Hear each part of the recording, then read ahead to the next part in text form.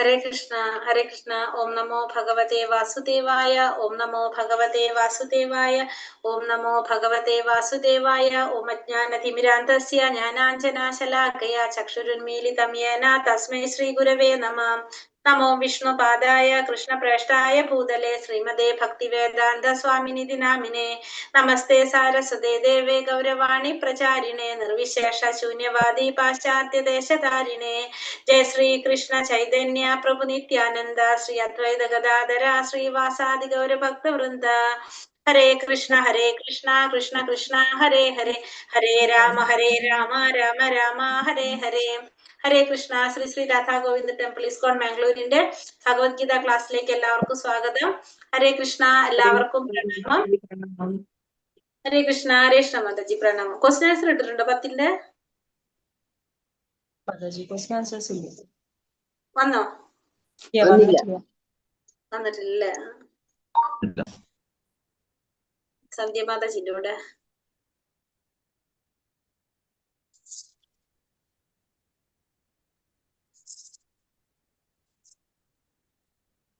സന്ധ്യ മാതാജി, ഹരേഷ്ണ മാതാജി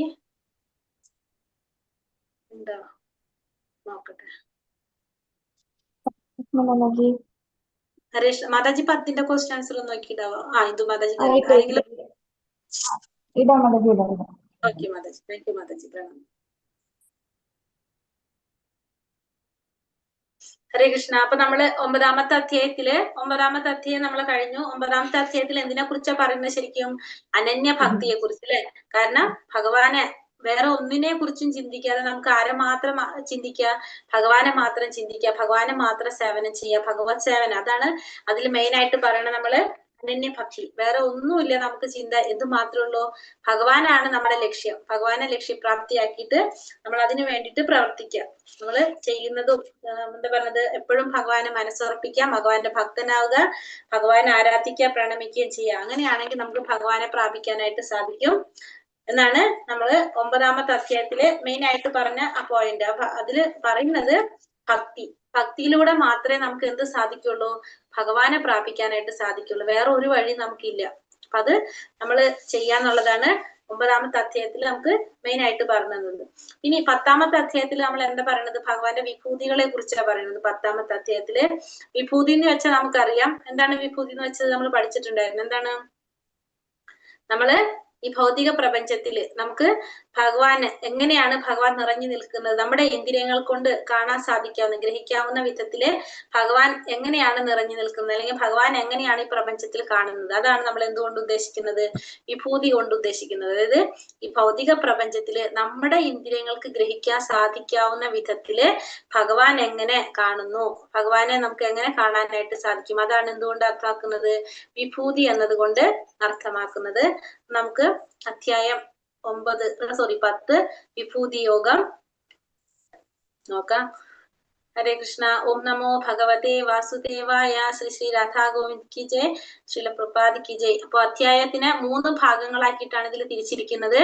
1 മുതൽ 7 വരെയുള്ള അധ്യായം എല്ലാറ്റിന്റെയും ഉത്ഭവസ്ഥാനം എന്ന നിലയിൽ ഭഗവാൻ കൃഷ്ണന്റെ സ്ഥാനത്തെ കുറിച്ച്, 8 മുതൽ 11 വരെ ചതുശ്ലോകി ഭഗവത്ഗീത, 10, 12 മുതൽ 42 വരെ അർജുനന്റെ സ്വീകാര്യതയും അഭ്യർത്ഥന. അതായത് എന്തിനെ കുറിച്ച് പറയാണ്?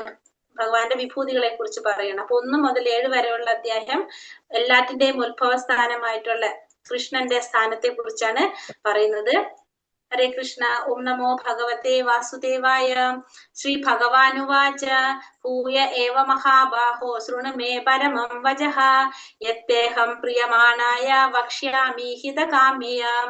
പരമദിവ്യോത്തമ പുരുഷൻ അരുളി ചെയ്തു, കൈക്കരുത്തുള്ള അർജുന, നീ എന്റെ സുഹൃത്തായതുകൊണ്ട് നിന്റെ നന്മയ്ക്കായി ഇനിയും ഞാൻ ജ്ഞാനം ഉപദേശിക്കാം. കേൾക്കൂ, ഇത് നേരത്തെ ഉപദേശിച്ചതിലും ഉത്തമമായ ജ്ഞാനമാണ്. അപ്പൊ ഭഗവാൻ അർജുനനോട് പറയാണ്, കൈക്കരുത്തുള്ള അർജുന, നീ എന്റെ സുഹൃത്തായതുകൊണ്ട് നിന്റെ നന്മയ്ക്കായിട്ട് ഞാൻ എന്ത് ചെയ്യാം? ഇനിയും നിനക്ക് ഞാൻ ജ്ഞാനം ഉപദേശിച്ചു തരാം. ഇത് നേരത്തെ ഉപദേശിച്ചതിനേക്കാളും ഉത്തമമായ ജ്ഞാനമാണ് ഞാൻ നിനക്ക് ഉപദേശിച്ചു തരാൻ പോകുന്നത്. ഇത് നിന്റെ നന്മയ്ക്കായിട്ട് ഉള്ളതാണ്. ഇത് നിന്റെ നന്മയ്ക്കായിട്ട് ഇനിയും ഞാൻ ഉപദേശിച്ചു തരാം. ഇത് കേൾക്കൂ, ഇത് നേരത്തേതിനേക്കാളും ഉത്തമമായിട്ടുള്ള ജ്ഞാനമാണെന്ന് ഇവിടെ ഭഗവാൻ പറയുന്നത്. ഭഗവാൻ എന്ന വാക്കിന് പരാശരി മഹർഷി നൽകിയിരിക്കുന്ന നിർവചനം നമുക്കറിയാം, നമ്മൾ പഠിച്ചതാണ്. ബലം, കീർത്തി, ധനം, ജ്ഞാനം, സൗന്ദര്യം, ത്യാഗം. ഈ 6 വിഭൂതികളിൽ നിറഞ്ഞവനാണ് ആര്? ഭഗവാൻ എന്നാണ് പരാശര മഹർഷി ഭഗവാൻ എന്ന വാക്കിന് നിർവചിച്ചിരിക്കുന്നത്. ഇനി ഭഗവാൻ എന്താ പറയുന്നത്? നമേ വിദുസുരഗണ പ്രഭവം ന മഹർഷയഃ അഹമാദിർഹി ദേവാനാം മഹർഷീണാം ച സർവശഃ. എന്റെ ഉൽപ്പത്തി, വിഭൂതി എന്നിവയെ പറ്റി ദേവന്മാർക്കോ ഋഷികൾക്കോ അറിഞ്ഞുകൂടാ. ഏത് വിധത്തിലും അവരുടെ എല്ലാം ഉത്ഭവസ്ഥാനം ഞാനാണ്. അപ്പൊ എന്റെ ഉൽപ്പത്തിയെ കുറിച്ചോ വിഭൂതികളെ കുറിച്ചോ ദേവന്മാർക്കോ ഋഷികൾക്കോ ആർക്കും അറിഞ്ഞുകൂടാ. എല്ലാ തരത്തിലും എങ്ങനെയാണ് എന്റെ ഉത്ഭവസ്ഥാനം, ഏത് വിധത്തിലായും അവരുടെ എല്ലാം ഉത്ഭവസ്ഥാനം ഞാൻ തന്നെയാണ്. അപ്പൊ ഭഗവാന്റെ ഉൽപ്പത്തിയെ വിഭൂതിയെ കുറിച്ചും ദേവന്മാർക്കും ഋഷികൾക്ക് അറിയില്ല. കാരണം എന്തുകൊണ്ടാണ്? അവരുടെ ഉത്ഭവസ്ഥാനം ഭഗവാനിൽ നിന്നാണ്. അപ്പൊ ഭഗവാനിൽ നിന്നാണ് അവർ ഉത്ഭവിച്ചെങ്കിൽ അതിനെ മുന്നേ ആരുണ്ട്? ഭഗവാനുണ്ട്. അപ്പൊ അതുകൊണ്ട് ഭഗവാനെ കുറിച്ച് അവർക്ക് ആർക്കും അറിയാനായിട്ട് സാധിക്കില്ല. ഭഗവാന്റെ യഥാർത്ഥ അവസ്ഥയിൽ മനസ്സിലാക്കാൻ ആർക്കും കഴിയില്ല. അതിനാൽ അവിടുത്തെ അഹേതുകമായ കാരുണ്യത്താൽ ഭഗവാൻ അവരെ അനുഗ്രഹിക്കാൻ വേണ്ടി അവതരിക്കുന്നു. ഭഗവാന്റെ അസാധാരണ പ്രവർത്തികൾ കണ്ടിട്ടു കൂടി ഭൗതിക ശക്തിയുടെ മാലിന്യം ബാധിച്ച ഈ ഊഹാപോഹ പടുക്കുകൾ അവ്യക്തിഗത ബ്രഹ്മമാണ് പരമോന്നതം എന്ന് ചിന്തിക്കുന്നു. കൂടെ ഭഗവാന് യഥാർത്ഥ സ്ഥിതിയിൽ ഭഗവാനെ മനസ്സിലാക്കാനായിട്ട് പലർക്കും സാധിക്കില്ല. ഭഗവാന്റെ അഹേതുകമായ കാരുണ്യത്താൽ ഭഗവാൻ അവരെ അനുഗ്രഹിക്കാൻ വേണ്ടി ഭഗവാൻ അവതരിക്കും. പക്ഷെ ഭഗവാന്റെ ഈ അസാധാരണമായ പ്രവൃത്തികൾ കണ്ടിട്ട് കൂടി ഭഗവാനെ അവർക്ക് മനസ്സിലാക്കാനായിട്ട് സാധിക്കില്ല. അവരെന്താ ചിന്തിക്കുന്നത്? അവ്യക്തികരമായിട്ടുള്ള ബ്രഹ്മമാണ് ഈ പരമോന്നതനായിട്ടുള്ള ഭഗവാൻ എന്നാണ് ആര് ചിന്തിക്കുന്നത്? ഈ പറഞ്ഞവര് ചിന്തിക്കുന്നത്. അവർക്ക് എന്നിട്ടും ഭഗവാനെ കുറിച്ച് മനസ്സിലാക്കാനായിട്ട് അവർക്ക് സാധിക്കില്ല.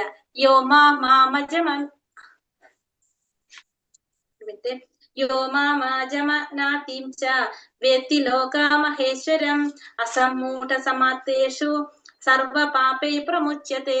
ജനനമില്ലാത്തവനും തുടക്കമില്ലാത്തവനും സർവലോകേശ്വരനുമാണ് ഞാനെന്നറിയുന്നവൻ മാത്രം വ്യാമോഹം തീർന്ന് പാപമുക്തനാകുന്നു. അപ്പൊ ആരാണോ ഭഗവാനെ ശരിയായ രീതിയിൽ മനസ്സിലാക്കുന്നത്, ഭഗവാൻ ജനന മരണങ്ങളില്ലാത്തവനാണ്, തുടക്കവും അവസാനവും ഇല്ലാത്തവനാണ്, സർവലോകേശ്വരനാണ് ഭഗവാൻ എന്നറിയുന്നവർക്ക് മാത്രം എന്ത് സാധിക്കും? വ്യാമോഹങ്ങളെല്ലാം മാറി പാപമുക്തനാകാനായിട്ട് സാധിക്കും. അപ്പൊ എല്ലാ പാപങ്ങളിൽ നിന്നും മുക്തനാകാൻ സാധിക്കുന്നത് ഭഗവാനെ യഥാവിധി ശരിയായ അർത്ഥത്തിൽ ഭഗവാനെ മനസ്സിലാക്കുന്നവർക്ക് മാത്രമാണ് സാധിക്കുന്നത്. 7-ാം അധ്യായത്തിൽ പറയുന്നുണ്ട്, മനുഷ്യാണാം സഹസ്രേഷു കശ്ചിത് യതതി സിദ്ധയെന്ന്. അങ്ങനെ ആത്മസാക്ഷാത്കാരത്തിന്റെ തലത്തിലേക്ക് വരുവാൻ ശ്രമിക്കുന്നവർ സാമാന്യരല്ല. ആത്മസാക്ഷാത്കാരത്തെ കുറിച്ച് അറിഞ്ഞുകൂടാത്ത കോടാനുകോടി ജനങ്ങളെക്കാൾ സമുത്കൃഷ്ടരാണവർ. അപ്പൊ എല്ലാവർക്കും എന്ത് സാധിക്കില്ല? ആത്മസാക്ഷാത്കാരത്തിന്റെ തലത്തിലേക്ക് ഉയരാനായിട്ട് സാധിക്കില്ല. അപ്പൊ ആത്മസാക്ഷാത്കാരത്തിന്റെ തലത്തിലേക്ക് ഉയരാത്ത എത്ര ജനങ്ങൾ പറഞ്ഞത്? കോടാനുകോടി ജനങ്ങളെക്കാൾ ഉത്കൃഷ്ടരായിട്ടുള്ളവരാണ് ആര്? ഈ ആത്മസാക്ഷാത്കാരത്തിന്റെ തലത്തിലേക്ക് ഉയരാൻ ശ്രമിക്കുന്നവര്. അപ്പൊ അങ്ങനെയുള്ളവർ, അപ്പൊ അത് പറഞ്ഞ മനുഷ്യാണാം സഹസ്രേഷു കശ്ചിത് യതതി സിദ്ധയെ എന്നാ പറഞ്ഞത്. അതായത് കുറെ കണക്കിന് ആയിരക്കണക്കിന് ആളുകൾ ഭഗവാനെ കുറിച്ച് അറിയാനായിട്ട് ആഗ്രഹിക്കുന്നവരിൽ വളരെ കുറച്ചു പേർക്കാണ് ഭഗവാനെ കുറിച്ച് അറിയാൻ സാധിക്കുന്നത്. ആ അറിയുന്നവരിൽ തന്നെ വളരെ കുറച്ചു പേർക്കാണ് എന്ത്? ഭഗവാനെ ശരിയായ രീതിയിൽ പരമദിവ്യോത്തമ പുരുഷനാണ് ഭഗവാൻ എന്ന് മനസ്സിലാക്കി ആ സാക്ഷാത്കാരം നേടാൻ, ആ പൂർണ്ണത നേടാൻ സാധിക്കുന്നത് അതിലും വളരെ കുറവ് പേർക്ക് മാത്രമാണ്. അപ്പൊ ഇത്രയും ജനങ്ങളില്, കോടാനുകോടി ജനങ്ങളില് ആ ഉത്കൃഷ്ടരായിട്ടുള്ളവരാരാണ്? ഈ സാക്ഷാത്കാരത്തിന്റെ തലത്തിലേക്ക് ഉയരാൻ ശ്രമിക്കുന്നവര്. അത് വളരെ കുറവായിരിക്കും. ബുദ്ധിർജ്ഞാനമസമ്മോഹ ക്ഷമ സത്യം തമാശമഃ സുഖദുഃഖം ഭവേ ഭാവോ ഭയം ചാഭയമേവ ച അഹിംസ സമദാ തുഷ്ടി തപോദാനം യശോ യശഃ ഭവന്തി ഭാവഭൂതാനാം മത്ത ഏവ പൃഥക്തിഥ. ബുദ്ധി, ജ്ഞാനം, സംശയമില്ലായ്മ, വ്യാമോഹമില്ലായ്മ, ക്ഷമ, സത്യം, ഇന്ദ്രിയ സംയമനം, മനസംയമനം, സുഖദുഃഖങ്ങൾ, ജനന മരണങ്ങൾ, ഭയം, ഭയരാഹിത്യം, അഹിംസ, സമതുലിതാവസ്ഥ, തൃപ്തി, തപസ്, ദാനം, കീർത്തി, അപകീർത്തി എന്നിങ്ങനെ ജീവാത്മാക്കളുടെ വിവിധ ഗുണങ്ങളെല്ലാം ഞാൻ തന്നെ സൃഷ്ടിച്ചതാണ്. അപ്പോ ജീവാത്മാക്കളുടെ പലതരത്തിലുള്ള ഗുണങ്ങൾ ഏതൊക്കെയാ പറയുന്നത്? ഒന്ന് ബുദ്ധി, ജ്ഞാനം, സംശയമില്ലായ്മ, വ്യാമോഹമില്ലായ്മ, ക്ഷമ, സത്യം, ഇന്ദ്രിയ സംയമനം, പിന്നെ മനസംയമനം, സുഖദുഃഖം, ജനന മരണങ്ങള്, ഭയം, ഭയരാഹിത്യം, അഹിംസ, സമതുലിതാവസ്ഥ, തൃപ്തി, തൃപ്തി, അപ്പൊ തപസ്, ദാനം, കീർത്തി, അപകീർത്തി. ഈ പറഞ്ഞത് ജീവാത്മാക്കളുടെ ഗുണങ്ങള്, പലതരത്തിലുള്ള ഗുണങ്ങൾ, ഇതെല്ലാം സൃഷ്ടിച്ചത് ആരാണ്? ഭഗവാൻ തന്നെയാണ്. അപ്പൊ നല്ലതായാലും ചീത്തയായാലും ജീവാത്മാക്കളിലുള്ള എല്ലാ ഗുണങ്ങളും ആരുടെ സൃഷ്ടിയാണ്? ഭഗവാന്റെ സൃഷ്ടിയാണെന്നാണ് ഭഗവാൻ ഇവിടെ പറയുന്നത്. പരമപുരുഷന്റെ ഭക്തിയുടെ സേവനത്തിൽ മുഴുകിയിരിക്കുന്ന ഒരാളിൽ ഭഗവാൻ നിശ്ചയത്താൽ എല്ലാ സദ്ഗുണങ്ങളും സംജാതമാകുന്നു. അപ്പൊ ഭക്തിയുടെ സേവനം ചെയ്യുന്ന വ്യക്തിയിൽ എന്തുണ്ടാവുള്ളൂ? സദ്ഗുണങ്ങൾ മാത്രമാണ് കാണാൻ സാധിക്കുന്നത്. മഹർഷയ സപ്ത പൂർവേ ചത്വാര മനവസ്തഥ മത്ഭാവ മാനസാജാതയേഷാം ലോക ഇമാം പ്രജഹ. ശ്രേഷ്ഠരായ സപ്തർഷികളും അവർക്ക് മുമ്പ് 4 മഹർഷിമാരും മാനവ സമുദായത്തിന്റെ പൂർവികരായ മനുക്കളും എന്നിൽ നിന്ന് ഉത്ഭവിച്ച എന്റെ മാനസപുത്രന്മാരാണ്. വിവിധ ഗ്രഹങ്ങളിലുള്ള ജീവജാലങ്ങളെല്ലാം അവരുടെ പിന്തുടർച്ചക്കാരാണ്. അപ്പൊ സപ്തർഷികള്, 4 കുമാരന്മാര്, 14 മനുക്കള്, ഇവരൊക്കെ ആരിൽ നിന്ന് വന്നതാണ്? ഭഗവാനിൽ നിന്ന് തന്നെ അവതരിച്ചവരാണ്. മാനസപുത്രന്മാരാണ് അവരെല്ലാം ഭഗവാന്റെ. ഇവരെല്ലാമാണ് എന്ത് പിന്നെ ഈ പറഞ്ഞ ഈ പ്രപഞ്ചത്തിൽ പല പല ഗ്രഹങ്ങളിലുള്ള എല്ലാ ജീവജാലങ്ങളുടെയും പിന്തുടർച്ചക്കാരാണ് ആര്? ഇവർ ഈ പറഞ്ഞവരെല്ലാം. അപ്പൊ ആരൊക്കെയാ പറഞ്ഞത്? ഈ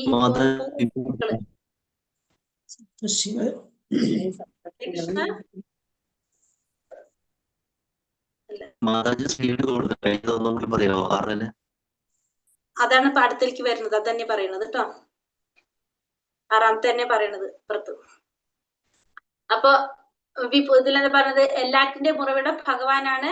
അപ്പൊ ഭഗവാൻ ആരാണ് ഇവിടെ പറയുന്നത്? പ്രതിതാമഹനാണ് ഭഗവാൻ. അതായത് നമ്മുടെ പിതാമഹനാണ് ആര്? ഭഗവാൻ, സോറി, ബ്രഹ്മാവ്. മുത്തച്ഛനാണ് ബ്രഹ്മാവ്. പ്രതിതാമഹനാണ് ആര്? ഭഗവാൻ. പ്രതിതാമഹൻ എന്ന് വെച്ചാല് മുത്തച്ഛന്റെ അച്ഛനാണ് ആര്? പ്രപിതാമഹൻ എന്നറിയപ്പെടുന്നത്. അതാരാണ്? ഭഗവാനാണ്. പിതാമഹൻ ബ്രഹ്മാവും പിതാമഹന്റെ അച്ഛനാണ് ആര്? പ്രപിതാമഹൻ എന്ന് പറയുന്നത്. അതാരാണ്? ഭഗവാനാണ്. അപ്പൊ നമ്മൾ പറഞ്ഞു 25 പൂർവ്വ പിതാക്കൾ, 4 കുമാരന്മാരും സപ്തർഷികളും 14 മനുക്കളും. ഇവരെല്ലാവരും ആരിൽ നിന്നാണ്? ഭഗവാനിൽ നിന്ന് തന്നെ വന്നവരാണെന്ന് പറഞ്ഞു. എല്ലാവരും ഭഗവാനിൽ നിന്ന് ഉത്ഭവിച്ച മാനസപുത്രന്മാരാണെന്ന് പറഞ്ഞു. അപ്പൊ 4 കുമാരന്മാര്. 4 കുമാരന്മാരെന്ന് പറഞ്ഞാൽ ഏതാണ്? സനക, സനാതന, സനന്ദ, സനൽകുമാരന്മാര്. അതാണ് 4 കുമാരന്മാര്. സനക, സനാതന, സനന്ദ, സനൽകുമാരന്മാര്, ഈ 4 കുമാരന്മാര്. പിന്നെ സപ്തർഷികൾ ആരൊക്കെയാണ്? കശ്യപ മഹർഷി, അത്രി മഹർഷി, വസിഷ്ഠ മഹർഷി, വിശ്വാമിത്രൻ, ഗൗതമൻ, ജമദഗ്നി, പിന്നെ ഭരദ്വാജൻ. ഈ പറഞ്ഞ 7 മഹർഷിമാര് കശ്യപൻ, അത്രി, വസിഷ്ഠൻ, വിശ്വാമിത്രൻ, ഗൗതമൻ, ജമദഗ്നി, ഭരദ്വാജ മഹർഷി. ഈ പറഞ്ഞ 7 പേര് സപ്തർഷികളും പിന്നെ 14 മനുക്കള്. 14 മനുക്കൾ ഏതൊക്കെയാണ്? സ്വയംഭൂമനു, സ്വരോചിഷമനു, ഉത്തമൻ. ഇപ്പൊ ക്ലിയർ ആവുന്നുണ്ടോ നിങ്ങൾക്ക് ഇത് പേരുകള്? സ്വയംഭൂമനു, സരോചിഷമനു, ഉത്തമമനു, താമസമനു, രൈവതമനു, ചാക്ഷുഷാമനു, വൈവസ്വതമനു, സാവർണിമനു, ദക്ഷസാവർണി, ബ്രഹ്മസാവർണി, ധർമ്മസാവർണി, രുദ്രസാവർണി, ദേവസാവർണി, ഇന്ദ്രസാവർണി. ഇതാണ് 14 മനുക്കളുടെ പേരുകള്. ഈ 14 മനുക്കളും പിന്നെ 7 ഋഷിമാര് പിന്നെ 4 കുമാരന്മാര്, ഇവരെല്ലാം എങ്ങനെയാണ്? ഇവരൊക്കെ നമ്മളെ പിതാക്കളാണെന്ന് പറയും നമുക്ക്. കാരണം ഇവരിൽ നിന്നാണ് പിന്നെ എന്ത് വന്നിരിക്കുന്നത്? ഈ എല്ലാ പ്രപഞ്ചത്തിലും എല്ലാ പ്രപഞ്ചത്തിന്റെ ജീവാത്മാക്കളുടെ സൃഷ്ടി എന്ന് പറയുന്നത് ഇവരിൽ നിന്നാണ് വന്നിരിക്കുന്നത്. അപ്പൊ അതുകൊണ്ട് പൂർവ്വപിതാക്കളായിട്ടാണ് 25 പേര് അറിയപ്പെടുന്നത്. 4 കുമാരന്മാരും സപ്തർഷികള് 7 പേര് പിന്നെ 14 മനുക്കള്.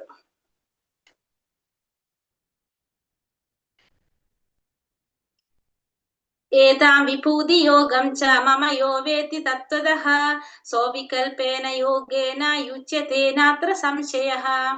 എന്റെ വിഭൂതികളും യോഗാശക്തിയും എന്തെന്ന് ശരിയായി ബോധ്യപ്പെട്ടവർ കലർപ്പില്ലാത്ത ഭക്തിയുടെ സേവനത്തിൽ മുഴുകുന്നു. ഇതിന് യാതൊരു സംശയവുമില്ല. അപ്പൊ ഭഗവാന്റെ വിഭൂതികളെ കുറിച്ചും ഭഗവാന്റെ യോഗാശക്തികളെ കുറിച്ചെല്ലാം ശരിയായി ബോധ്യപ്പെട്ട് കഴിഞ്ഞാൽ സ്വാഭാവികമായിട്ടും അവരെന്ത് ചെയ്യും? കലർപ്പില്ലാത്ത ഭക്തിരസേവനത്തിൽ മുഴുകുമെന്നുള്ളതിന് യാതൊരു സംശയവുമില്ല.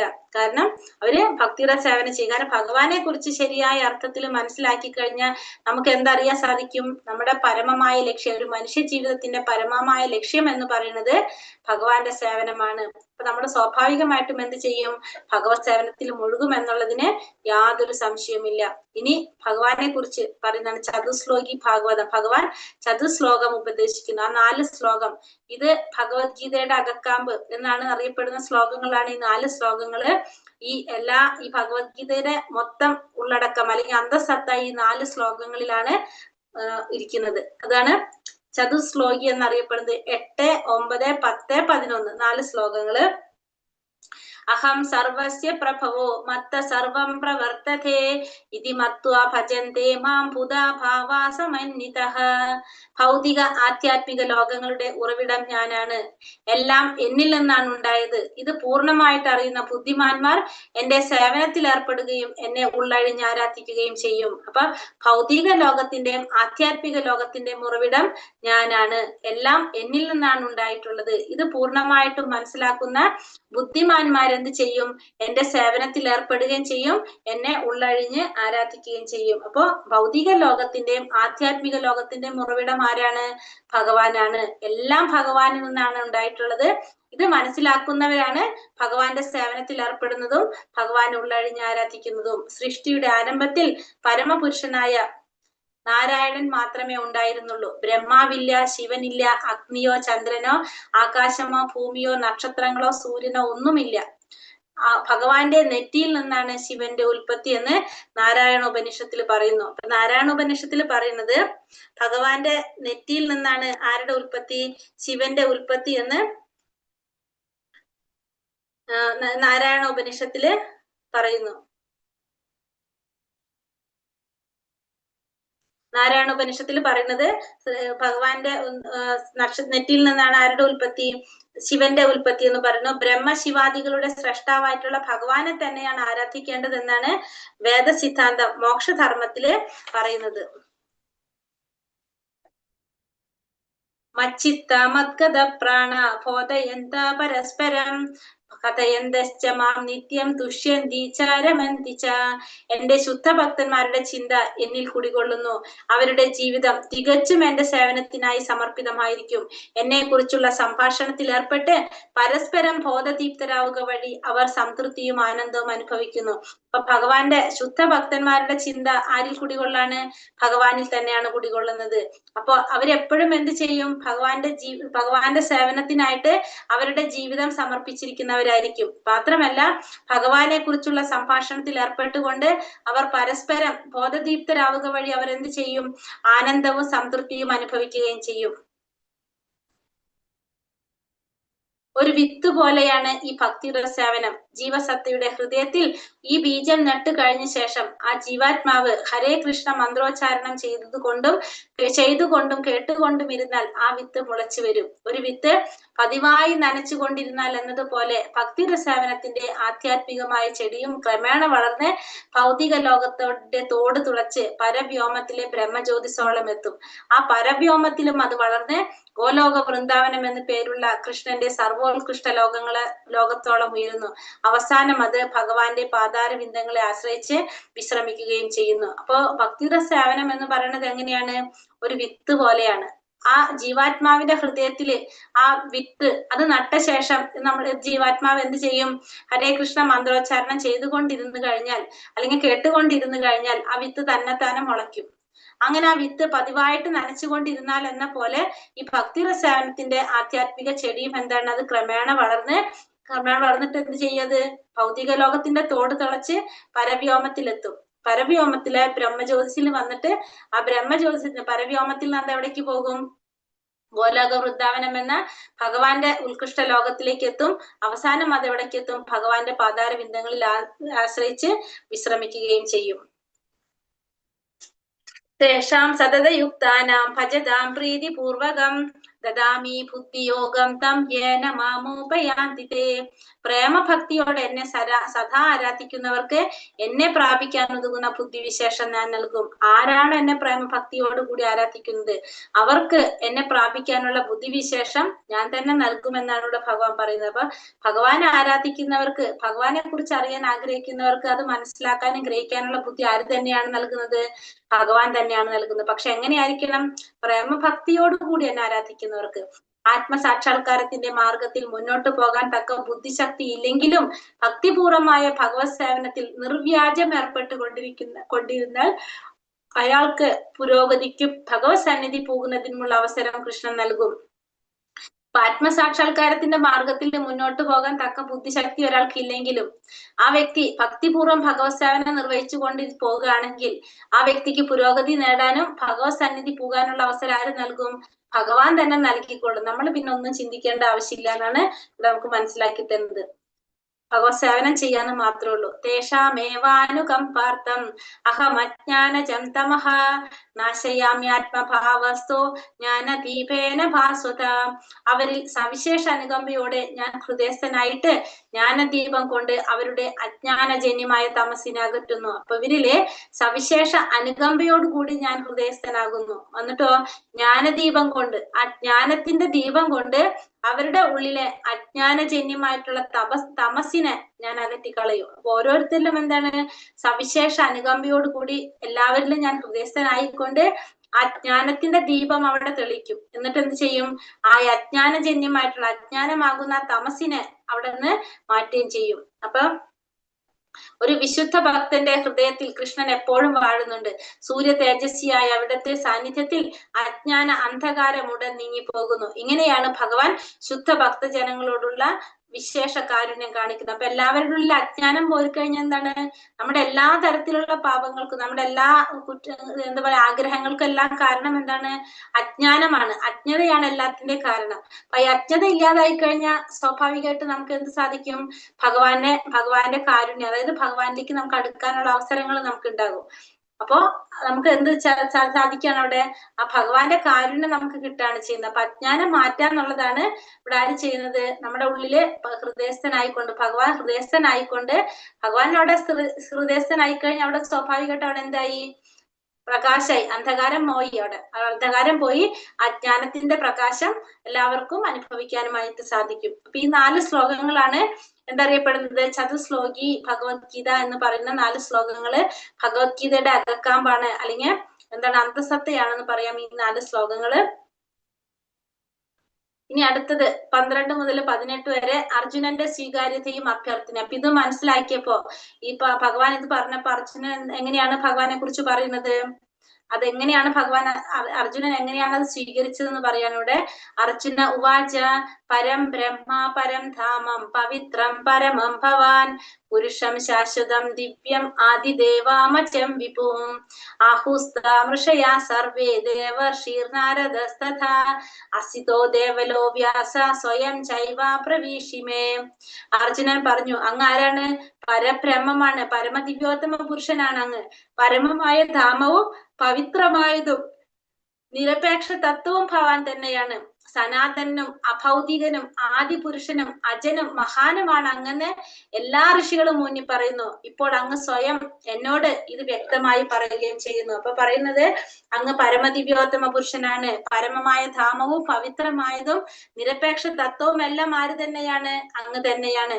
സനാതനനും അഭൗതികനും ആദിപുരുഷനും അജനും മഹാനുമാണ് അങ്ങെന്ന് എല്ലാ ഋഷികളും പറയുന്നു. ഇപ്പൊ അങ്ങ് തന്നെ എന്നോട് സ്വയം അത് വ്യക്തമായിട്ട് പറയുകയും ചെയ്യുന്നു. അപ്പൊ എങ്ങനെയാണ് പറയുന്നത് ഭഗവാനെ കുറിച്ച്? പരം ബ്രഹ്മ പരം ധാമം പവിത്രം പരമം ഭവാൻ. അങ്ങ് പരബ്രഹ്മമാണ്, അതായത് പരമമായ സത്യമാണ് അങ്ങ്. പരമമായ ധാമം, പരമമായ സ്ഥാനം ആരാണ്? ഭഗവാനാണ്. പവിത്രമായതും ശുദ്ധമായ, ഭൗതിക കൊണ്ട് മലിനമാകാത്തത്, ഭൗതികത കൊണ്ട് മലിനമായത് എവിടെയാണ്? ഭൗതികതയിലാണ്. ഭഗവാൻ ആത്മീയത്തിലാണ്, അതൊരു ശുദ്ധമായതാണ് ഭഗവാൻ. പിന്നെ പരമം ഭവാൻ, പരമമായ സത്യം ആരാണ്? ഭഗവാനാണ്. പുരുഷനാണ് ഭഗവാൻ. അങ്ങ് ഒരു വ്യക്തിയാണ്, പരമോന്നത ആസ്വാദകൻ. പുരുഷൻ എന്ന് വെച്ചാല് ആസ്വാദകനാണ്. അപ്പൊ ഒരു വ്യക്തിയാണ്, പരമോന്നതൻ ആസ്വാദകനാണ് ആര്? ഭഗവാൻ. ശാശ്വതമായിട്ടുള്ളതാണ്, അങ്ങ് എന്നും നിലനിൽക്കുന്നതാണ്, എന്നുള്ളതാണ് ആര്?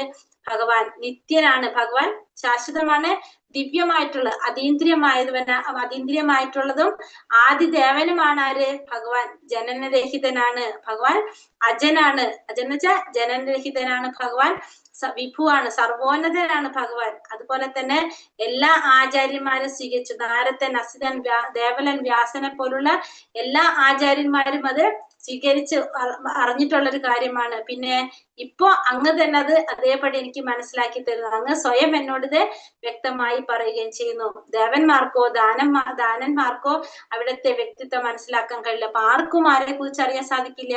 ഭഗവാനെ കുറിച്ച് അറിയാനായിട്ട് സാധിക്കില്ല എന്നാണ് ഇവിടെ അർജുനൻ ഭഗവാൻ അപ്പൊ ഇത് പറഞ്ഞു കേട്ടപ്പോ അർജുനൻ ഭഗവാനെ കുറിച്ച് പറയുന്നത്. അർജുനൻ ഇവിടെ പറയുന്നതെല്ലാം ഭഗവത് കാരുണ്യത്താൽ മാത്രമാണ്. നമുക്ക് ഭഗവത്ഗീത മനസ്സിലാക്കണമെന്നുണ്ടെങ്കിൽ ഈ 2 ശ്ലോകങ്ങളിലെയും പ്രസ്താവനകൾ അതേപടി സ്വീകരിക്കേണ്ടത് ഇരിക്കുന്നു. ഇതിനെയാണ് പാരമ്പര്യം അഥവാ ഗുരുശിഷ്യ പരമ്പരാ രീതി എന്ന് പറയുന്നത്. ഈ ഗുരുശിഷ്യ പരമ്പരയിൽ പെടാത്തവർക്ക് ഭഗവത്ഗീത മനസ്സിലാക്കാൻ സാധിക്കില്ല. അപ്പൊ ഭഗവാൻ ഇവിടെ മനസ്സിലാക്കണമെങ്കിൽ നമ്മൾ എന്ത് വേണം? ഭഗവാനെ ആ ഗുരുശിഷ്യ പരമ്പരയിലൂടെയാണ് നമുക്കത് മനസ്സിലാക്കാൻ സാധിക്കുന്നത്. അല്ലാത്തവർക്ക് അത് മനസ്സിലാക്കാൻ സാധിക്കില്ല എന്നാണ് പറയുന്നത്. അപ്പോൾ ഈ 2 ശ്ലോകങ്ങളുടെ പ്രസ്താവനകളെ അതേപടി സ്വീകരിക്കേണ്ടതാണ്. നമ്മൾ പറഞ്ഞ ഈ 2 ശ്ലോകങ്ങൾ ഏതൊക്കെയാണ് പറഞ്ഞത്? 12, 13. പരം അങ്ങ് അങ്ങനെ അർജുനൻ പറയുന്നത് പരം ബ്രഹ്മം പരം ധാമം പവിത്രം പരമം ഭവാൻ പുരുഷം ശാശ്വതം ദിവ്യം ആദിദേവാമജം വിഭു. പിന്നെന്താണ്? ആഹുസ്ത മൃഷയ സർവേ ദേവർഷീർ നാരദസ്തത അസിതോ ദേവലോ വ്യാസ സ്വയം ചൈവ പ്രവിഷിമേ. അപ്പൊ മറ്റുള്ള ഋഷിമാരും അത് ഊന്നി പറയുന്ന കാര്യമാണ്. അപ്പൊ അതുകൊണ്ട് നമ്മൾ ഈ 2 ശ്ലോകങ്ങള് ശരിയായ രീതിയിൽ നമ്മൾ സ്വീകരിക്കേണ്ടതാണ്, മനസ്സിലാക്കേണ്ടതാണ്. സർവമേതാദൃതം മന്യേ യന്മാം വദസി കേശവ നഹി തേ ഭഗവാൻ വ്യക്തിം വധുർദേവാന വദാനവഃ. അല്ലയോ കൃഷ്ണ, അങ്ങ് പറഞ്ഞതെല്ലാം ഞാൻ അതേപടി സത്യമായി മനസ്സിലാക്കി സ്വീകരിക്കുന്നു. പ്രഭോ, ദേവന്മാർക്കോ ദാനവന്മാർക്കോ അവിടുത്തെ വ്യക്തിത്വം മനസ്സിലാക്കാൻ കഴിയില്ല. അപ്പൊ അങ്ങ് പറഞ്ഞതെല്ലാം ഞാൻ അതേപടി സത്യമായിട്ട് ഞാൻ മനസ്സിലാക്കി അത് സ്വീകരിക്കാണ്. ദേവന്മാർക്കോ അതല്ലെങ്കിൽ ദാനവന്മാർക്കോ ആർക്കും എന്ത് സാധിക്കില്ല? ഭഗവാന്റെ വ്യക്തിത്വം മനസ്സിലാക്കാനായിട്ട് ആർക്കും സാധിക്കില്ല. അപ്പൊ അർജുനൻ ഇവിടെ ഭഗവാനെ അനുസരിക്കുന്ന, കൃഷ്ണൻ ഉപദേശിച്ചതെല്ലാം അർജുനൻ അനുസരിച്ച് വരുന്നത് അനുകരണീയമാണ്. അങ്ങനെ ചെയ്താൽ ഭഗവത്ഗീതയുടെ കാതൽ എന്താണെന്ന് മനസ്സിലാക്കാനായിട്ട് സാധിക്കും. അപ്പം മാത്രമേ കൃഷ്ണൻ പരമദിവ്യോത്തമ പുരുഷനാണെന്ന് അറിയാനായിട്ട് സാധിക്കുള്ളൂ. അപ്പൊ അല്ലാതെ ആർക്കും സാധിക്കില്ല. അപ്പൊ ഭഗവാനെ മനസ്സിലാക്കണമെങ്കിൽ എന്തറിയണം? ഈ ഭഗവത്ഗീതയുടെ കാതൽ നമുക്ക് മനസ്സിലാകുമ്പോഴാണ് ഭഗവാൻ അറിയാനായിട്ട് സാധിക്കുന്നത്. സ്വയമേവാത്മനാത്മാനം വേദാത്വം പുരുഷോത്തമ ഭൂതഭാവാന ഭൂതേശ ദേവദേവാ ജഗത്പതേ. ഹേ പരപുരുഷോത്തമ, സർവഭൂതങ്ങൾക്കും ഉൽപ്പത്തി സ്ഥാനവും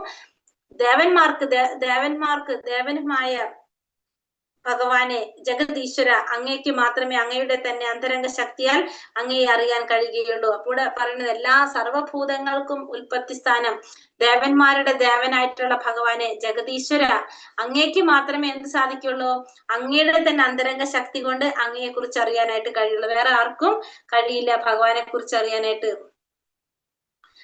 സ്വയമേവാത്മനാത്മാനം, അതിപ്പോ തന്നെ എടുത്തല്ലേ.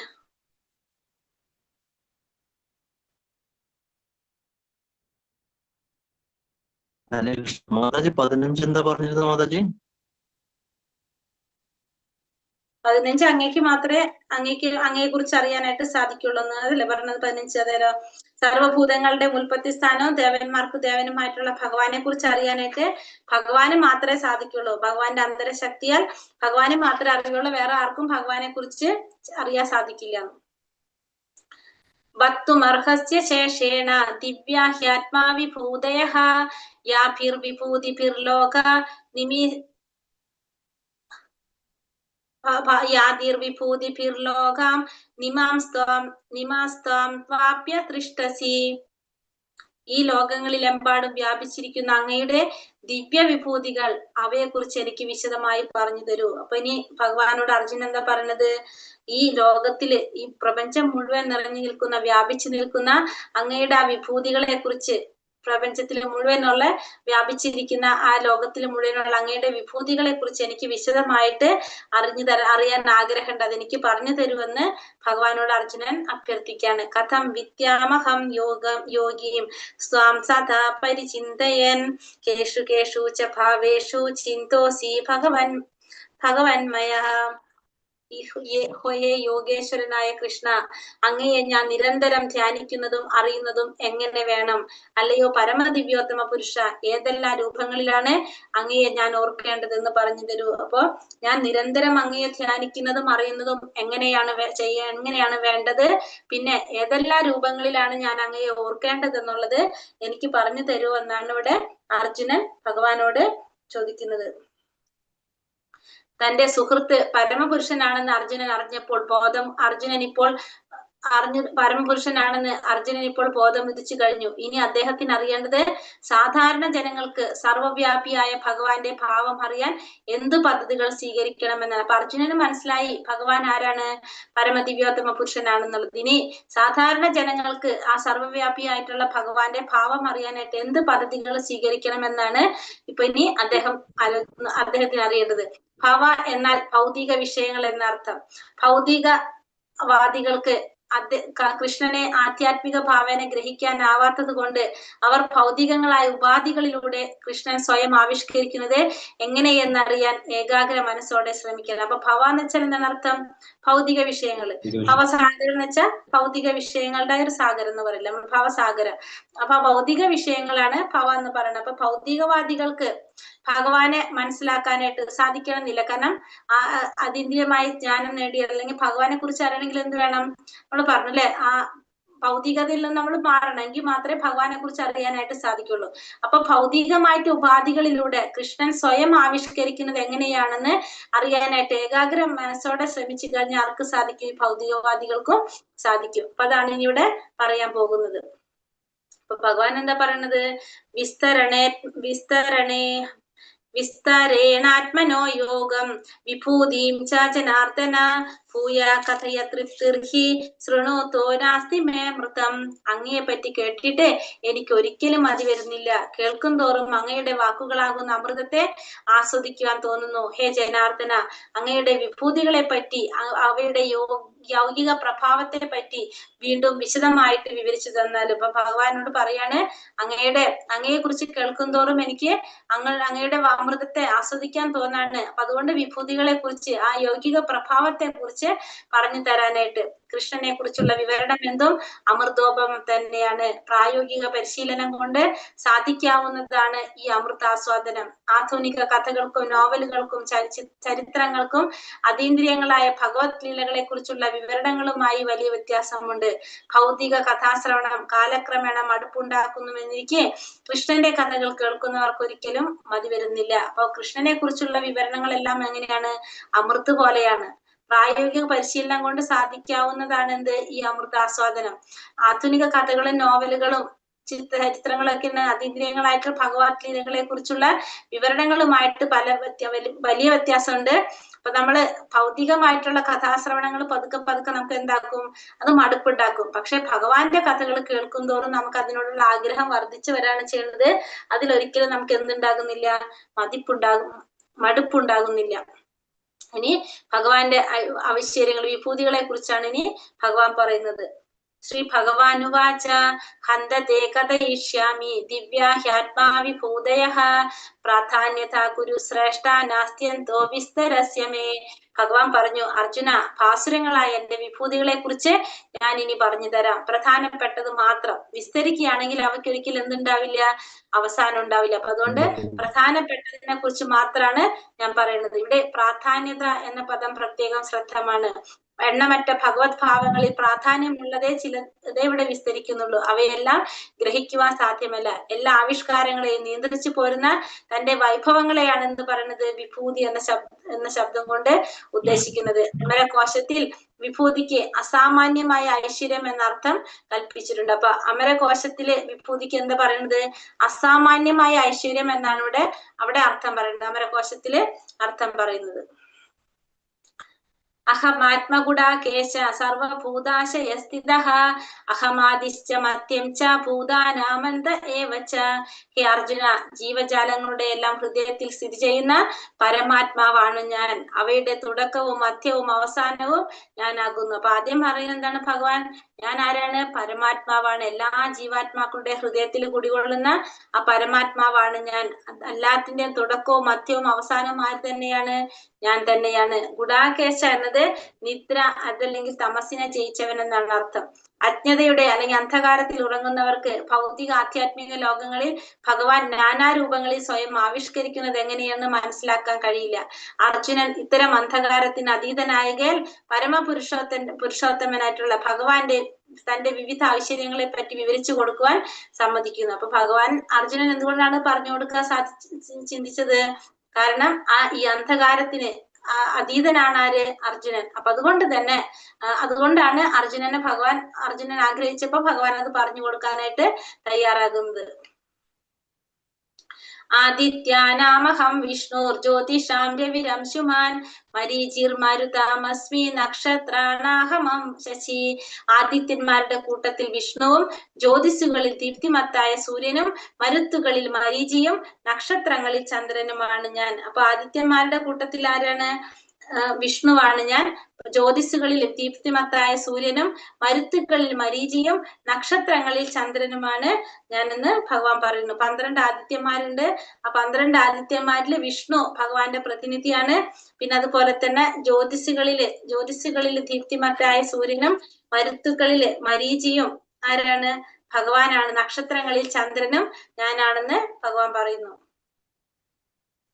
വേദാനാം സമവേദോസ്മി ദേവാനാമസ്മി വാസവഃ ഇന്ദ്രിയാണാം മനശ്ചാസ്മി ഭൂതാനാമസ്മി ചേതന.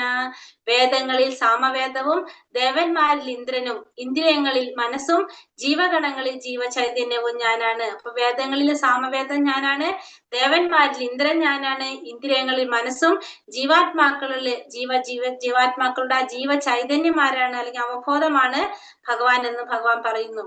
രുദ്രാണാം ശങ്കരച്ചാസ്മി വിത്തേശോ വ്യക്ഷരക്ഷസാം വസൂനാം പാവകച്ചാസ്മി മേരുശിഖിരിണാമഹം. രുദ്രന്മാരിൽ വെച്ച് ശിവനാണ് ഞാൻ. യക്ഷരാക്ഷസരിൽ കുബേരനും വസുക്കളിൽ അഗ്നിയും പർവ്വതങ്ങളിൽ മേരുപർവ്വതവും ഞാനാണ്. അപ്പോ രുദ്രന്മാരിൽ വെച്ചിട്ട് ശിവൻ, 11 രുദ്രന്മാരില് ശങ്കരൻ ശിവൻ പ്രധാനിയാണ്. ആ ശിവൻ ഭഗവാനെ പ്രതിനിധീകരിക്കുന്നു. പിന്നെന്താണ്? യക്ഷരക്ഷസരിലെ കുബേരൻ ഭഗവാന്റെ പ്രതിനിധിയാണ്. അതായത് ദേവന്മാരുടെ ഭണ്ഡാര സൂക്ഷിപ്പുകാരനാണ് കുബേരൻ, ഭഗവാന്റെ പ്രതിനിധിയാണ്. വസുക്കളിൽ അഗ്നിയും ഭഗവാന്റെ പ്രതിനിധിയാണ്. പർവ്വതങ്ങളിൽ മേരുപർവ്വതവും ഭഗവാനാണ്. പ്രകൃതി വിഭവങ്ങളിൽ സമൃദ്ധമായ ഒരു പർവ്വതമാണ് മേരുപർവ്വതം. അത് ഭഗവാന്റെ പ്രതിനിധിയാണ്. പുരോധസാം ച മുഖ്യം മാം വിദ്ധി പാർത്ഥ ബൃഹസ്പതിം സേനാനീനാമഹം സ്കന്ധ സരസാമസ്മി സാഗരഃ. പുരോഹിതന്മാരിൽ പ്രധാനിയായിട്ടുള്ള ബൃഹസ്പതി, സേനാധിപന്മാരിൽ കാർത്തികേയൻ, ജലാശയങ്ങളിൽ സമുദ്രവും ആര് തന്നെയാണ്? ഞാൻ തന്നെയാണ്. അപ്പൊ പുരോഹിതന്മാരില് ബൃഹസ്പതി, ദേവന്മാരുടെ ഇന്ദ്രന്റെ പുരോഹിതനാണ് ബൃഹസ്പതി. ആ ബൃഹസ്പതി, പുരോഹിത ശ്രേഷ്ഠനായിട്ടുള്ള ബൃഹസ്പതി ഭഗവാന്റെ പ്രതിനിധിയാണ്. സേനാധിപന്മാരിൽ കാർത്തികേയൻ, ജലാശയങ്ങളിൽ സമുദ്രവും ഞാൻ തന്നെയാണെന്ന് ഭഗവാനോട് പറയുന്നത്. മഹർഷീണാം ഭൃഗുരഹം ഗിരാമസ്മേകം അക്ഷരം യജ്ഞാനാം ജപയച്ചോസ്മി സാവരാണാം ഹിമാലയഃ. മഹർഷികളിൽ ഭൃഗുമഹർഷി, സ്പന്ദനങ്ങളിൽ അതായത് വാക്കുകളിൽ അഭൗതികമായ ഓംകാരം, യജ്ഞങ്ങളിൽ തിരുനാമ ജപവും, സ്ഥാവരങ്ങളിൽ ഹിമാലയവും ഞാൻ തന്നെയാണ്. അപ്പോ സ്പന്ദനങ്ങളിൽ എന്താണ്? അഭൗതികമായിട്ടുള്ള ഓംകാരം.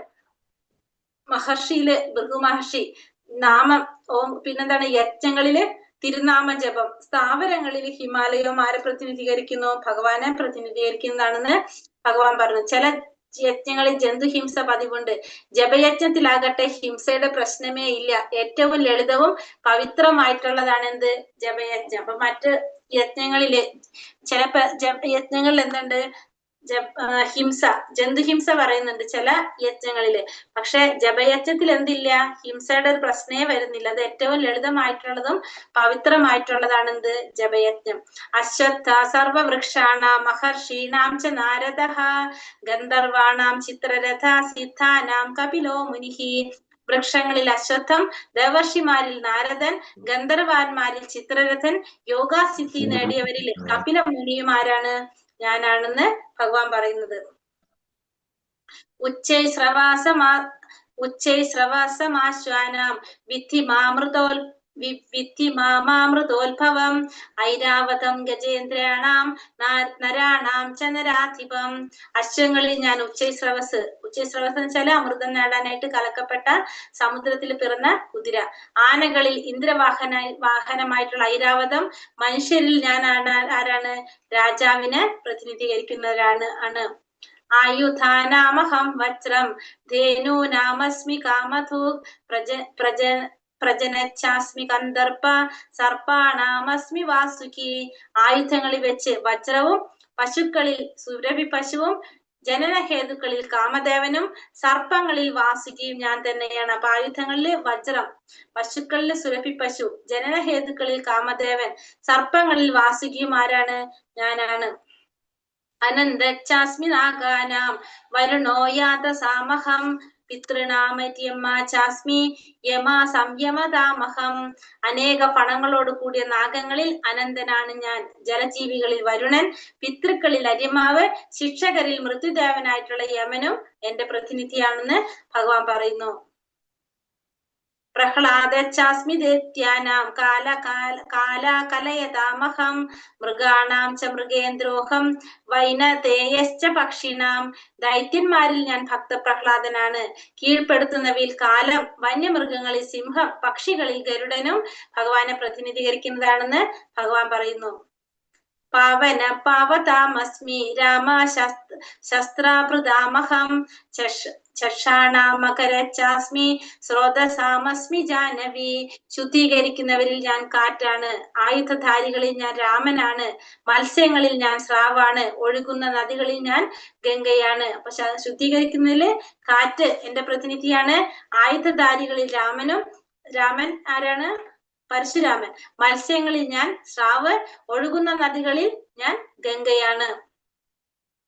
സർഗാണാമാതിരന്തശ്ച മധ്യം ചൈവാർഹമർജുന അധ്യാത്മവിദ്യാനാം വാദാപ്രവാദാമഹം. സൃഷ്ടിയുടെ ആദി മധ്യ അവസാനങ്ങൾ ഞാൻ തന്നെയാണ്. ആദ്യവും മധ്യവും അവസാനം എല്ലാം ഭഗവാൻ തന്നെയാണ്. അർജുന, ശാസ്ത്രങ്ങളിൽ അധ്യാത്മശാസ്ത്രവും തർക്കശാസ്ത്രങ്ങളിൽ നിർണയ സത്യവും ആരാണ്? ഭഗവാൻ തന്നെയാണെന്ന് ഭഗവാൻ പറയുന്നു. അക്ഷരാണോമകാരോസ്മി ദന്തസാമാസികസ്യ ച അഹമേവാക്ഷയാ കാലോ ദാദാഹം വിശ്വതോമുഖ. അക്ഷരങ്ങളിൽ അകാരം, സമാസങ്ങളിൽ ദ്വന്ദ് സമാസവുമാണ് ഞാൻ. അവനവസാനമായ കാലവും സൃഷ്ടികർത്താവുകളിൽ ബ്രഹ്മാവും ആരാണ്? എന്റെ പ്രതിനിധിയാണ്. മൃത്യു സർവാഹരാശ്ചാഹം ഭവിഷ്യത്യാം കീർത്തി ശ്രീർവാക്ച ന്യാരീണാം സ്മൃതിർമേധാധൃതിക്ഷമ. സർവസംഹാരിയായ മരണം, ഭാവിയുടെ ഉത്ഭവസ്ഥാനവും, സ്ത്രീകളിലെ യശസ്, ഭാഗ്യം, സുന്ദര ഭാഷണം, ഓർമ്മശക്തി, ബുദ്ധി, സ്ഥൈര്യം, ക്ഷമ എല്ലാം ആര് തന്നെയാണ്? ഭഗവാൻ തന്നെയാണ്.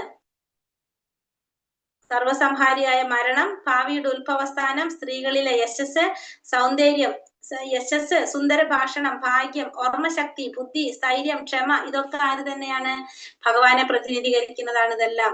ബൃഹസാമാ തഥാ സാംനാം ഗായത്രി ഛന്ദസാമഹം മാസാനാം മാർഗശീർഷോഹം ഋതൂനാം കുസുമാകരഃ. സാമവേദ സൂക്തങ്ങളിൽ ബൃഹത്സാമം, ഛന്ദസ്സുകളിൽ വെച്ച് ഗായത്രി മന്ത്രം, മാസങ്ങളിൽ മാർഗശീർഷ മാസം, ഋതുക്കളിൽ വസന്തവും ഞാൻ തന്നെയാണ്. ഇവിടെ സാമവേദ സൂക്തങ്ങളില് ബൃഹത്സാമം ഭഗവാന്റെ പ്രതിനിധിയാണ്. പിന്നെ അതുപോലെ തന്നെ, അതായത് ബൃഹത്സാമം എന്ന് വെച്ചാല് പാതിരാവിൽ പാടുന്ന ഒരു ഗീതം, അതാണ് ബൃഹത്സാമം. ഛന്ദസ്സുകളിൽ വെച്ച് ഗായത്രി മന്ത്രം, മാസങ്ങളില് മാർഗശീർഷ മാസം, അതായത് നവംബർ ഡിസംബർ മാസങ്ങള്, അത് എങ്ങനെയാണ് പറയുക, ധാന്യങ്ങളൊക്കെ വിളവെടുക്കുന്ന കാലം. പിന്നെ ഋതുക്കളിൽ വസന്തവും ആരാണ്? ഭഗവാനെ പ്രതിനിധീകരിക്കുന്നതാണ്. ദ്യുതം ചലയതാമസ്മി തേജസ്സി നാമഹം ജയോസ്മി വ്യവസായോസ്മി സത്വം സത്വവതാമഹം. വഞ്ചകരുടെ ചൂതുകളി തേജസ്സികളുടെ തേജസ് ഞാനാണ്. ജയവും സദുദ്യമവും ശക്തന്മാരുടെ കരുത്തുമെല്ലാം ഞാൻ തന്നെയാണെന്ന് ഭഗവാൻ ഇവിടെ പറയുന്നു. വൃഷ്ണീനാം വസുദേവോസ്മി പാണ്ഡവാനാം ധനഞ്ജയ മുനീനാമപ്യഹം വ്യാസ കവിനാമുശന കവി. വൃഷ്ണികുലത്തിൽ വാസുദേവനും പാണ്ഡവരിൽ അർജുനനും മുനികളിൽ വ്യാസനും ചിന്തകരിൽ ഉശന കവിയുമാണ് ആര്? ഭഗവാൻ എന്ന് ഭഗവാൻ പറയുന്നു. കൃഷ്ണന്റെ തൊട്ടടുത്ത രൂപവിസരണമാകിയാൽ വാസുദേവൻ ബലദേവൻ അഥവാ ബലരാമൻ അത്രേ. എല്ലാ അവതാരങ്ങളുടെയും ആദിമൂലകമാകയാൽ അദ്ദേഹമാണ് വാസുദേവന്റെ സ്രോതസ്. കൃഷ്ണന് ഏറ്റവും അടുത്ത ഇത്തരം രൂപവിസ്തരണങ്ങളെ സ്വാംശങ്ങൾ എന്ന് പറയുന്നു. ഭഗവാന് വിഭിന്ന അംശങ്ങൾ എന്ന വിസ്തരണങ്ങളുണ്ട്. ഭഗവാന്റെ സ്വാംശങ്ങളാണിത്. ഏത്? ഭഗവാന്റെ തൊട്ടടുത്ത രൂപവിസ്തരണങ്ങള്. അതില് ബലരാമനാണ് ഭഗവാന്റെ ഏറ്റവും തൊട്ടടുത്ത രൂപവിസ്തരണമായിട്ടുള്ളത്. ആദിമൂലമാണ് അത് പറയാം. അവതാരങ്ങളുടെയും ആദിമൂലമാണ് ഭഗവാൻ. അദ്ദേഹമാണ് ഭഗവാൻ വാസുദേവന്റെ സ്രോതസ്. കൃഷ്ണന് ഏറ്റവും അടുത്ത ഇത്തരം രൂപവിസ്തരണങ്ങളെ നമ്മൾ എന്ത് പറയും? സ്വാംശങ്ങൾ എന്ന് പറയാം. ദണ്ഡോദമയതാമസ്മി നിതീരാമസ്മി ജിഗീഷ്യതാം മൗനം ചൈവാസ്മി ഗുഹ്യാനാം ജ്ഞാനം ജ്ഞാനാവതാമഹം. നിയമരാഹിത്യങ്ങളെ അടിച്ചമർത്തുന്ന പദ്ധതികളിൽ ദണ്ഡം, വിജയം കാക്ഷിക്കുന്നവരുടെ നീതി എന്നിവയും ഗോപ്യങ്ങളിൽ മൗനവും ജ്ഞാനികളുടെ ജ്ഞാനവും ഞാൻ തന്നെയാണ്. യച്ഛാപി സർവഭൂതാനാം ബീജം തദഹമർജുന ന തദസ്തി വിനാ യസ്യാത്. യച്ഛാപി സർവഭൂതാനാം ബീജം തദഹമർജുന ന തദസ്തി വിനാ യസ്യ അന്മയാ ഭൂതചരാചരം. അല്ലയോ അർജുന, സർവഭൂതങ്ങളുടെയും ആദി ബീജമാണ്. ബീജം ഞാനാണ്. എന്നെ കൂടാതെ ചരാചരങ്ങൾ ഒന്നിനും നിലനിൽക്കാൻ സാധിക്കില്ല. അപ്പൊ ഭഗവാൻ ഇല്ലാതെ ഒന്നിനും എന്ത് സാധിക്കില്ല? നിലനിൽക്കാനായിട്ട് സാധിക്കില്ല. എല്ലാത്തിന്റെയും ആദി ബീജം പ്രദാനം ചെയ്ത ആരാണ്? ഭഗവാനാണ്. നാന്തോസ്തി മമ ദിവ്യാനാം വിഭൂതീനാം പരം തപ ഏഷാ തുത്തേശതാ പ്രോക്ത വിഭൂതിർവിസ്തരോ മയ. ശത്രുക്കളെ ജയിക്കുന്നവനെ, എന്റെ ദിവ്യ വിഭൂതികൾക്ക് അവസാനമില്ല. ഞാൻ പറഞ്ഞതാകട്ടെ എന്റെ അനന്തമായ വിഭൂതികളുടെ ഒരു സൂചന മാത്രമാണ്. ഇപ്പോ എന്താണ്? ഭഗവാന്റെ വിഭൂതികൾക്ക് ഒരിക്കലും അവസാനമില്ല. അപ്പൊ ഭഗവാൻ പറഞ്ഞത് ഭഗവാന്റെ വിഭൂതികളുടെ ഒരു ചെറിയൊരു സൂചന മാത്രമാണ് ഭഗവാൻ ഇവിടെ പറഞ്ഞത്. ഇത് ലാസ്റ്റ് പറയാം നമുക്ക്. യത് വിഭൂതി മത്സത്വം ശ്രീമദുർജിതമേവ തത്തത് ഏവാവഗച്ഛത്വം മമ തേജാംശ സംഭവം. വിഭൂതിമത്വം സുന്ദരവും തേജസ്സുറ്റതുമായ ഏതൊരു സൃഷ്ടിയും എന്റെ തേജസ്സിന്റെ ഒരു കണികയിൽ നിന്ന് ഉത്ഭവിച്ചത് തന്നെ എന്ന് മനസ്സിലാക്കുക. അപ്പൊ വിഭൂതിമത്തായിട്ടുള്ള സുന്ദരമായിട്ടും തേജസ്സുറ്റതുമായിട്ടുള്ള എല്ലാതും എങ്ങനെയാണ്? ഭഗവാന്റെ തേജസ്സിന്റെ ഒരു കണികയിൽ നിന്ന് ഉത്ഭവിച്ചതാണെന്ന് നമ്മൾ മനസ്സിലാക്കേണ്ടതാണ്. അഥവാ ബഹുനൈതേന കിം ജ്ഞാതേനാഥവാർജുന വിഷ്ടാഭ്യാഹമിതം കൃത്സ്നം ഏകാംശേനാസിതോ ജഗത്. അല്ലെങ്കിൽ അർജുന, ഇനിയും വിശദമായി ഇതെല്ലാം അറിഞ്ഞിട്ട് എന്ത് വേണം? എന്റെ ഒരു ചെറിയ അംശം മാത്രമാണ് ഈ മഹാപ്രപഞ്ചത്തിൽ വ്യാപിച്ച് അതിനെ നിലനിർത്തുന്നത്. അപ്പൊ ഇത്രയും കാര്യങ്ങൾ പറഞ്ഞിട്ട് ഭഗവാൻ പറയാണ് അർജുനനോട്, ഇനിയും വിശദമായിട്ട് ഇതൊക്കെ അറിഞ്ഞിട്ട് എന്ത് വേണം? കാരണം എന്റെ ഒരു ചെറിയ അംശം മാത്രമാണ് ഈ മഹാപ്രപഞ്ചത്തിൽ വ്യാപിച്ച് ഇതിനെല്ലാം നിലനിർത്തി പോകുന്നത്. ഭഗവാന്റെ ചെറിയൊരു അംശം മാത്രമാണ്. കൃഷ്ണൻ അസമോർത്ഥനാണ്. അവിടത്തേക്കാൾ ശ്രേഷ്ഠനോ അദ്ദേഹത്തോട് തുല്യനോ ആയിട്ട് ആരുമില്ല. സമർത്ഥം എന്ന് വെച്ചാൽ ഭഗവാനേക്കാൾ തുല്യനായിട്ടോ ഭഗവാനേക്കാൾ ശ്രേഷ്ഠനായിട്ടോ ഭഗവാനോട് തുല്യനായിട്ടോ ആരും തന്നെയില്ല. കൃഷ്ണനെ ദേവന്മാരോട്, ശിവനോടോ ബ്രഹ്മാവിനോ ആകട്ടെ തുല്യനായി കരുതുന്നവർ ഉടൻ തന്നെ അവിശ്വാസിയായി ഭവിക്കുമെന്നാണ് പത്മപുരാണം പറയുന്നത്. അപ്പൊ ഭഗവാൻ കൃഷ്ണനെ ബ്രഹ്മാവിനോടോ ശിവനോടോ തുല്യനായിട്ട് കരുതുന്നവര് ഉടൻ തന്നെ ആരായിട്ട് മാറും? അവിശ്വാസിയായിട്ട് ഭവിക്കുമെന്നാണ് പത്മപുരാണത്തിൽ പറയുന്നത്. അതായത് ഭഗവാന് തുല്യനായിട്ടോ ഭഗവാനേക്കാളും ശ്രേഷ്ഠനായിട്ടോ ആരും തന്നെയില്ല. അസമർത്ഥവും എന്ന് പറഞ്ഞാല് അതാണ് ഉദ്ദേശിക്കുന്നത്. ഹരേ കൃഷ്ണ കൃഷ്ണ കൃഷ്ണ ഹരേ ഹരേ, ഹരേ രാമ രാമ രാമ ഹരേ ഹരേ. വഞ്ചാകൽപതരൂപേശ്ച കൃപാ സിന്ധുഭ്യേവ ച പതിതാനാം പാവനേഭ്യോ വൈഷ്ണവേഭ്യോ നമോ നമഃ. ക്വസ്റ്റ്യൻ ആൻസർ ഉണ്ടാവില്ലേ? അപ്പൊ അതിന്റെ കൂടെ അതും കൂടി പറഞ്ഞു പോകാം. ഭഗവാന്റെ വിഭൂതികളെ കുറിച്ച് ഏടായിപ്പോയി സാർ.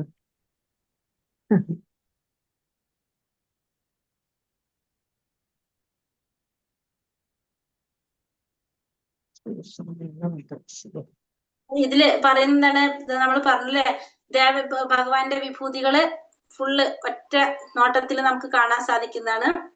ഇത് മാതാജി ഗ്രൂപ്പിൽ ഇട്ടിട്ടുണ്ട് തോന്നുന്നു. ഇല്ല, അതായത് ദേവന്മാരിൽ ആരാണ്? ഭഗവാൻ ഇന്ദ്രനാണ്. ആദിത്യന്മാരിൽ വിഷ്ണുവാണ്. മരുത്തുക്കളിൽ മരീചിയാണ്. രുദ്രന്മാരിൽ ശിവനാണ്. രാക്ഷസരിൽ കുബേരൻ. വസുക്കളിൽ അഗ്നി. സേനാധിപന്മാരിൽ കാർത്തികേയൻ.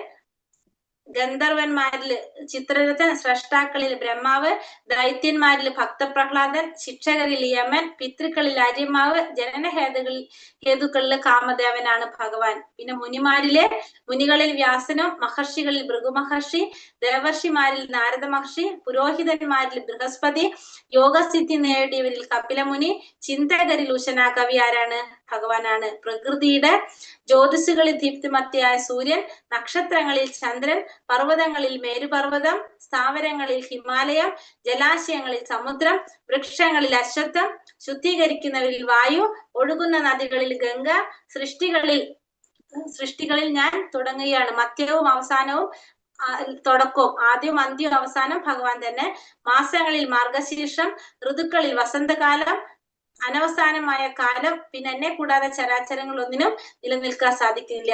മൃഗങ്ങളില് അശ്വങ്ങളിൽ ഉച്ചൈസ്രവസ്. ആനകളിൽ ഐരാവതം. പശുക്കളിൽ സുരഭി പശു. സർപ്പങ്ങളിൽ വാസുകി. അനേക ഫണങ്ങളോട് കൂടിയ നാഗങ്ങളിൽ അനന്തൻ. ജലജീവികളിൽ വരുണൻ. മത്സ്യങ്ങളിൽ സ്രാവ്. വന്യമൃഗങ്ങളിൽ സിംഹം. പക്ഷികളിൽ ഗരുഡൻ ഭഗവാനാണ്. നിയമവും കുറ്റകൃത്യത്തില് കീഴ്പ്പെടുത്തുന്നതിൽ കാലം. പിന്നെ ആയുധം ഉപയോഗിക്കുന്നവരിൽ രാമൻ. വഞ്ചകരിൽ ചോദ്യകളി. നിയമരാഹിത്യങ്ങളിൽ അടിച്ചമർത്തുന്ന പദങ്ങളിൽ ശിക്ഷ. ആയുധങ്ങളിൽ വജ്രം. സംഹാരിയായ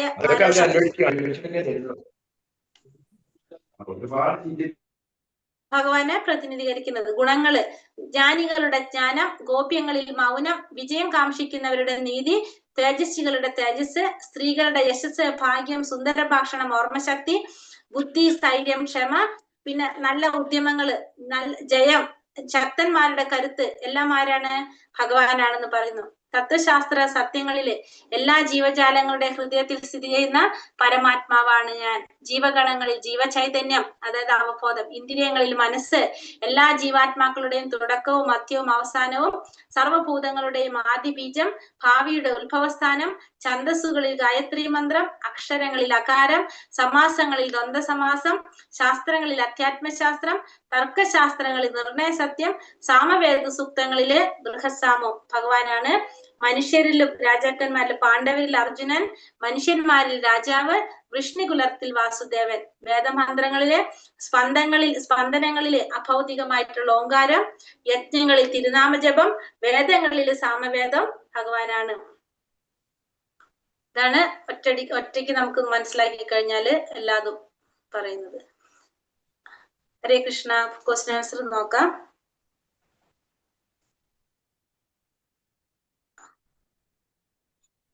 ഗ്രൂപ്പിൽ ഇട്ടിട്ടുണ്ട് മാതാജി അത് കേട്ടോ.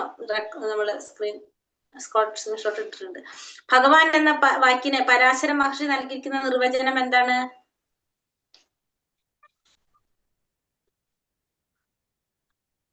ബലം, കീർത്തി, ധനം, ജ്ഞാനം, സൗന്ദര്യം, ത്യാഗം എന്നീ വിഭൂതികളാണ് തികഞ്ഞത്. പിതാമഹൻ. പ്രപിതാമഹൻ ആരാണ്? പിതാമഹൻ ആരാണ്? ബ്രഹ്മാവ്. പ്രപിതാമഹൻ ഭഗവാൻ. ജീവാത്മാക്കളുടെ 25 പൂർവ്വപിതാക്കൾ ആരൊക്കെയാണ്? സപ്തർഷികള്, 4 കുമാരന്മാര്, പിന്നെ മനുക്കള്, 14 മനുക്കള്. ചതുശ്ലോകങ്ങൾ ഏതൊക്കെയാണ്? 8, 9, 10, 11. ശിവന്റെ ഉൽപ്പത്തി എവിടെ നിന്നാണ്? നെറ്റിയിൽ നിന്ന്. അർജുനൻ എങ്ങനെയാണ് ഭഗവത്ഗീത സ്വീകരിച്ചത്? പരംധാമം. എന്താണ് ശ്ലോകത്തിന്റെ വരി? അത് 12-13 ശ്ലോകത്തിൽ പറഞ്ഞു.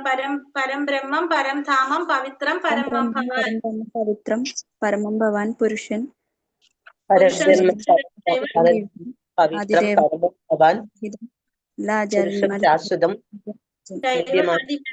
ആദിദേവാമജം വിഭുഃ.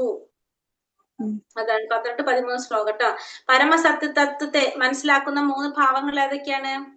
ബ്രഹ്മം, പരമാത്മ, ഭഗവാൻ. ഭവ എന്നാൽ എന്താണ് അർത്ഥം? ഭവ ഭവ എന്ന് വെച്ചാൽ എന്താ പറഞ്ഞത്? ഭൗതികമായിട്ടുള്ള ഭൗതിക വിഷയങ്ങൾ. ഭൗതികമായിട്ടുള്ള വിഷയങ്ങളാണ് ഭവ എന്ന് പറയുന്നത്. കൃഷ്ണന്റെ തൊട്ടടുത്ത രൂപവിസ്തരണം ആരാണ്? ബലരാമൻ. ബലരാമൻ. സാംശയങ്ങൾ എന്നാൽ എന്താണ്? എന്താ പറയുന്നത്? ഭഗവാന്റെ തൊട്ടടുത്ത രൂപവിസ്തരണങ്ങളാണെന്ന് പറയുന്നത് നമ്മള് സാംശയങ്ങൾ എന്ന് പറയുന്നത്. ഭഗവാന്റെ തൊട്ടടുത്ത രൂപവിസ്തരണം. കൃഷ്ണൻ അസമർത്ഥനാണെന്ന് പറയാൻ കാരണം എന്താണ്? ഭഗവാന് തുല്യനായിട്ടോ ഭഗവാനേക്കാൾ ഉന്നതനായിട്ടോ ആരും തന്നെ ഇല്ല. അതുകൊണ്ട് ഭഗവാൻ എങ്ങനെ പറയും? അസമർത്ഥ എന്ന് പറയും.